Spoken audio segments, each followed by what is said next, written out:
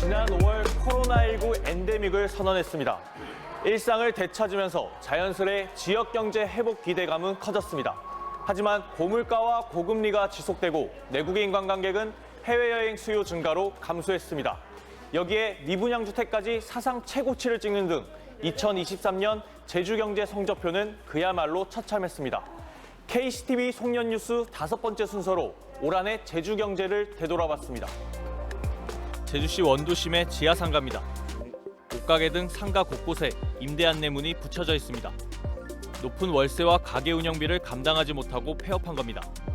장사가 안 되다 보니 점심시간이 다가와도 문을 열지 않은 가게가 적지 않습니다. 한때 제주를 대표하는 쇼핑 명소였지만 원도심 침체와 함께 명성을 잃은 모습입니다. 더 큰 문제는 고물가와 고금리, 고환율 등 신삼고 현상에 최근 경기까지 얼어붙으면서 경영난이 더욱 가중되고 있다는 점입니다. 가게 문을 열 뿐이지 매상은 전혀 없어요. 그러다 보니 진짜 이 가게 문을 계속 열어야 되는지 난방비, 전기세도 안 나올 정도예요. 코로나 때는 그래도 경제적인 정부 지원금이라도 있었는데 지금은 그것까지 끊겨버리니까 우리 상인들도 제때 문들도 열지 못하고 와봐도 손님이 없으니까 지금 그 상황이에요.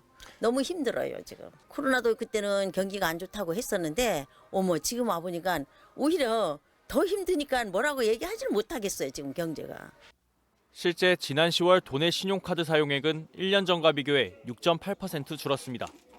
지난 4월을 기점으로 9월을 제외하곤 줄곧 감소세를 보였습니다.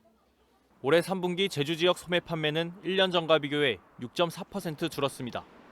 전국 17개 시도 가운데 가장 큰 감소폭입니다. 3분기 관공업 생산과 서비스업 생산도 동반 하락했는데 특히 서비스업 생산 감소폭은 전국에서 가장 컸습니다. 제주 경제 이제 주요 산업인 관광 쪽에서 내국인 관광객이 이제 많이 감소를 하고 외국인 관광객 같은 경우에는 회복세가 예상보다는 좀 더디면서 고용도 좀 부진했고 소비도 감소하고 그다음에 서비스업 주력 산업인 서비스업이 이렇게 다른 지역보다 많이 부진했습니다. 특히 부동산 침체 장기화로 지역 경제의 한 축을 담당하는 건설 경기가 벼랑 끝으로 내몰렸습니다. 이에 따라 도내 미분양 주택은 지난 10월 사상 처음으로 2,500호를 넘어섰습니다. 지난해 말과 비교하면 1년도 안 돼 800호 넘게 늘어난 겁니다. 미분양 가운데에서도 악성으로 분류되는 준공후 미분양 주택은 지난 10월 1,000호에 이르렀습니다. 한 달 새 100호 넘게 증가했고 지난해 말보다는 300호가량 늘어났습니다. 그 건설 자재가 좀 폭등했고 그다음에 뭐 고금리 그리고 건설 물량 감소 등 어떤 삼중고로 상당히 좀 어려운 한 해였다라고 이렇게 말씀을 드립니다. 뭐 수치라든가 어떤 기조로 봤을 때 당분간 그 지역 건설 경기 좀 어려움이 좀 지속되지 않을까. 제주 경제는 올해 코로나19 엔데믹 전환과 함께 회복 기대감을 키웠습니다. 하지만 고금리 고물가가 지속되는 가운데 관광객 감소까지 맞물리자 외부 충격에 취약한 산업 구조의 한계를 다시 한번 드러냈습니다.